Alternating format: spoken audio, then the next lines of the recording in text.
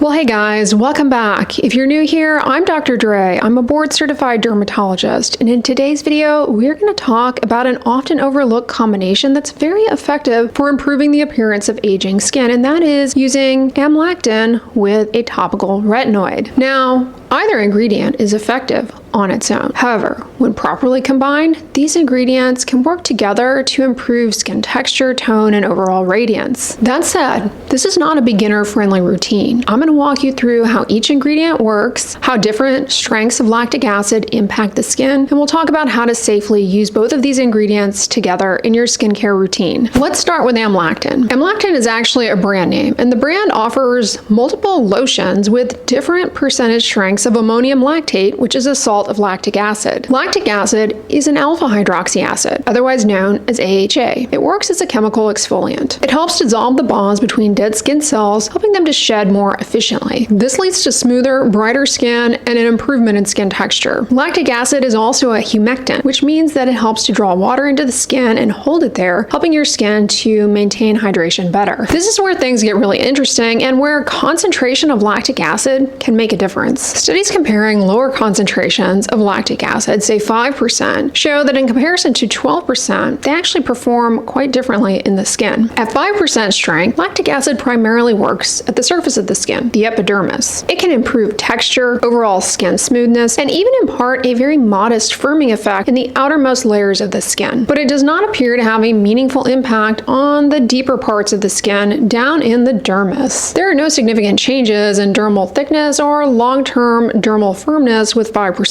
lactic acid. With ongoing use, the benefits one achieves with 5% lactic acid, they reach a plateau, meaning you don't get much better than that. In contrast, 12% lactic acid actually shows beneficial changes not just in the outermost layers, the epidermis, but down in the deeper parts, the dermis. With consistent use over several weeks, studies show that 12% lactic acid increases dermal thickness and the firmness of the deeper layers of the skin, which is really meaningful when we're talking about improving the appearance of aging skin, because what leads to wrinkles, loss of elasticity, loss of firmness, loss of the structural integrity and thickness of the deeper layers of the skin. This study suggested that higher percentages of lactic acid aren't just exfoliating the skin at the surface, but that they actually influence deeper structures in the skin. So while both concentrations improve skin smoothness, radiance, and texture, only the 12% strength appears to impart meaningful changes in dermal thickness and dermal firmness with ongoing use. And as a side note, I actually have a video where I compare and contrast all of the different AmLactin lotions. So if that is something that you're curious to learn more about, I encourage you to check that video out. I will link it down below in the description box, and I'll put it in a pinned comment so it's much easier to find in the comments section. Now, you may notice that some AmLactin products go up to 15% strength. I want to clarify something here though. That extra 3% increase in strength doesn't necessarily mean that the 15% lotion is more powerful or more effective in comparison to the 12% strength. Differences like that, they're small and they actually can just reflect overall formulation differences, meaning subtle tweaks in the background vehicle of the different lotions may necessitate that higher percentage in the 15% to achieve comparable outcomes as far as ingredient penetration into the skin that you're getting with a 12% lotion. This is why across my videos, you'll generally hearing me point out that I recommend 12% or higher for improving the thickness of the deeper layers of the skin. I don't place a lot of emphasis on subtle differences in increases in percentage over 12%. And again, check out my video where I compare and contrast the different AmLactin lotions if you're curious as to what really the main difference is between the 12 and the 15%. That way you know which one will work out best for you. Now let's shift focus and talk about one of my favorite ingredients, topical retinoids. Retinoids are vitamin A derivatives. They work in the epidermis as well as in the dermis. They don't dissolve bonds between stuck together skin cells, but rather they actually bind in the cell to specific receptors to influence cellular behavior. In the epidermis, this helps to normalize the rate of maturation of the epidermis and epidermal turnover. In the deeper layers of the skin, this helps to stimulate new healthy collagen production over time. This is key for retinoids' impacts on improving fine lines, wrinkles, and skin firmness with ongoing use. Topical retinoids also help with pigmentation by not only hastening the clearance of cells that are laden with unnecessary amounts of pigment in the epidermis, but also by having some impacts at the level of the pigment-producing cell, the melanocyte, in terms of reducing unnecessary pigment production. Topical retinoids are a pretty big category. One that most people have heard of that watch skincare content regularly, I should say, is going to be tretinoid. It's available in the United States by prescription only, and it's also available through many direct-to-consumer websites. Over the counter, you can buy an effective topical retinoid known as adapalene here, and while it's FDA approved for acne, it also can impart these same changes. In addition, there's also tazarotene and trifarotene, other topical retinoids. I have lots of videos that get into the nitty-gritty science of how all of these differ. I'm not going to get into that today. It's beyond the scope of today's video, but for the purposes of seeking anti-aging improvement, they all can do basically the same thing, so we'll just say topical retinoids. But the real reason you clicked into this video is why exactly should we be combining AmLactin lotion with a topical retinoid? Is that not insane? It sounds intense. Well, when you combine a high percentage strength lactic acid product like 12% ammonium lactate found in the AmLactin daily lotion or higher, along with a topical retinoid, they actually address the skin in complementary ways, targeting the skin at multiple angles. The lactic acid improves the surface of the skin, its overall smoothness, and its turnover, and over time improves the thickness of the deeper layers of the skin. This happens through its effects as an exfoliant and as a humectant, and likely on some effects at the level of the dermis in terms of improving the production of components down there necessary for good dermal thickness and firmness. Retinoids, however, work by, again, binding to cellular receptors. They work in the deeper layers of the skin to tell the collagen-producing cells to make more of those healthy collagens. They also have some impacts on suppressing the enzymes that destroy our collagen when we go out in the sun. And at the surface of the skin, they help to tell cells to mature at a better rate so that ultimately over time you get a reduction in the buildup of dry, dull, rough skin texture, as well as a buildup of dry, rough skin texture within the pore, aka a clogged pore. Together, they can improve the signs of skin aging, including smoothness of the surface of the skin, overall brightness, and more even skin tone, hastening the clearance of unwanted sunspots, age spots, and really working at the level of the dermis to genuinely firm the skin and decrease wrinkle depth and lessen fine lines. If it sounds too good to be true, surely there must be a catch. Well, this routine is best for experienced retinoid users. In other words, if you are new to using a topical retinoid and you are in the retinization phase, you're experiencing peeling, dryness, heightened sensitivity, your skin is red, it's raw, it may even be a little uncomfortable. This is known as the retinization process. It's just when your skin is getting accustomed to the topical retinoid. This is not a good time to introduce a chemical exfoliant like ammonium lactate, 12% or higher. It will increase the irritation that you're experiencing, and that can backfire. It can increase inflammation in the skin, cause hyperpigmentation to actually worsen, especially if you have a deeper skin tone. Alpha hydroxy acids can increase the irritation that you experience early on from a topical retinoid. So this isn't something I recommend people jump all in at once with if they've never used a topical retinoid before. It's better for people who have already been using a topical retinoid for some time and are tolerating it without any adverse effects. If you are an experienced topical retinoid user, how do you begin to introduce AmLactin so that you can use these ingredients together? A cautionary note is that AmLactin 12% or higher, it still can be irritating on the face. For that reason, I advise people to do a test spot in a small area and see how their skin tolerates it. Try this out every other day or daily to the same spot for 1 to 2 weeks before putting it all over your face. If you find that that one spot becomes excessively irritated, very sensitive, very uncomfortable, well, you may want to reconsider this approach. It just might not be right for you. And don't worry, you're not going to age rapidly in comparison to your peers. We don't need to compete as far as the strongest, most powerful routine out there.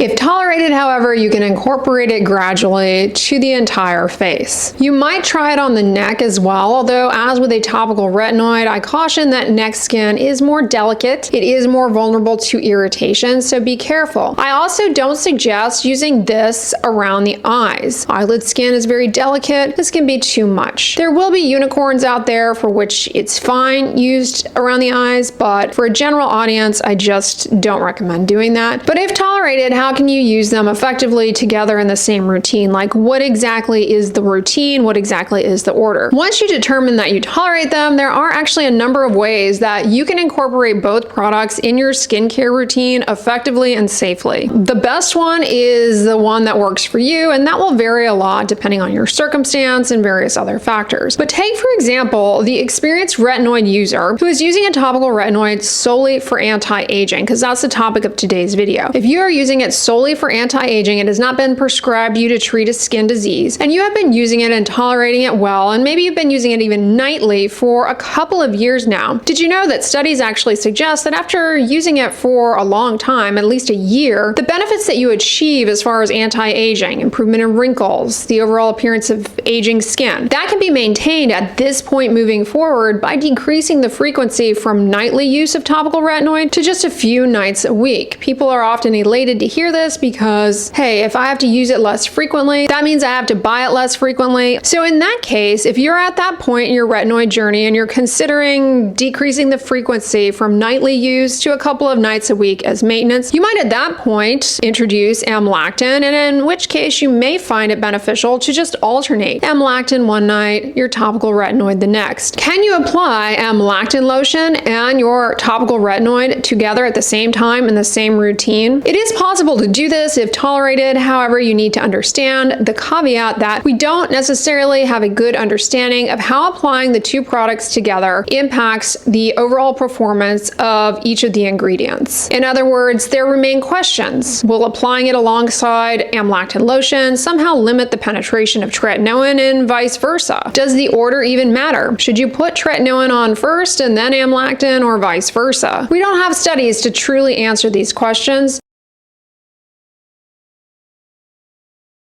Putting tretinoin on first and follow it with AmLactin lotion. Alternatively, some people may elect to apply their topical retinoid at night and to apply AmLactin lotion in the morning. The advantage of this approach is that it bypasses this unknown of how applying both products together at the same time might somehow negatively influence the performance of either ingredient. One thing that's important to keep in mind is that alpha hydroxy acids, like lactic acid, can increase your sensitivity to the sun. Topical retinoids, contrary to popular belief, they actually don't increase your sensitivity to the sun. Alpha hydroxy acids end up decreasing something known as the MED, which stands for minimal erythematous dose. This is a minimal dose of ultraviolet radiation from the sun necessary to begin to visibly, a perceptible change that is, damage your skin in the formation of subtle redness, hence erythema. Alpha hydroxy acids can lower that dose, meaning you need less ultraviolet radiation to get a sunburn.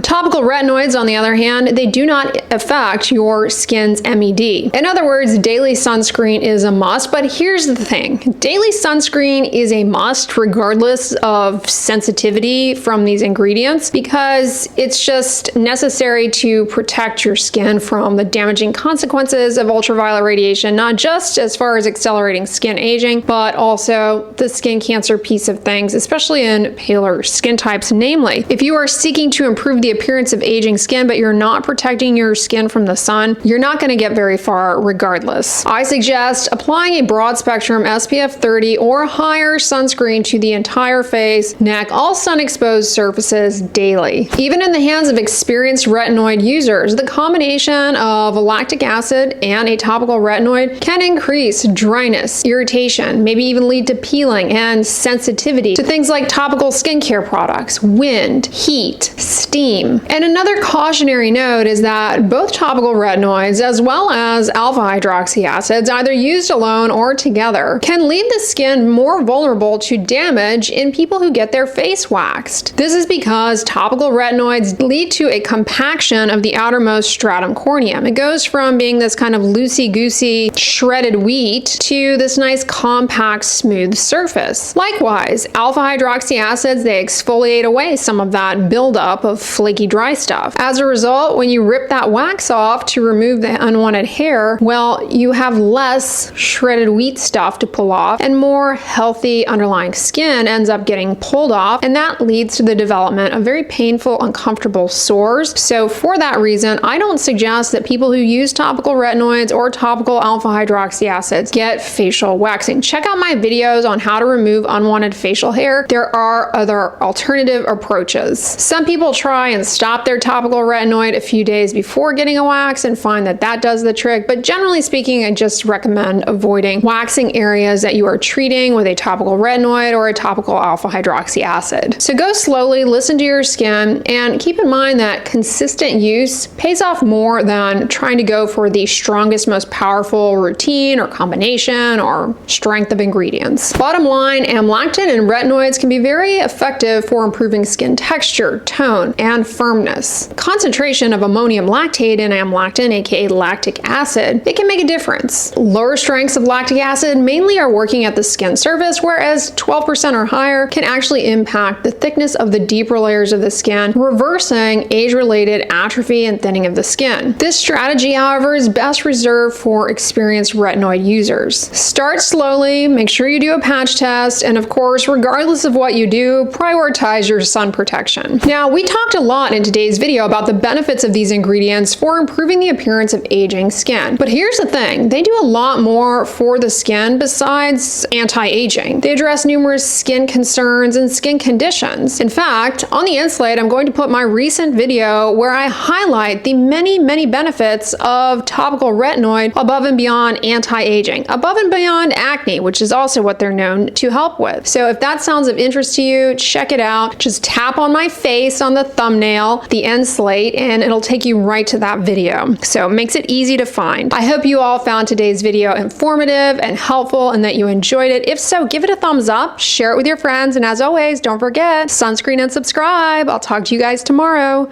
Bye.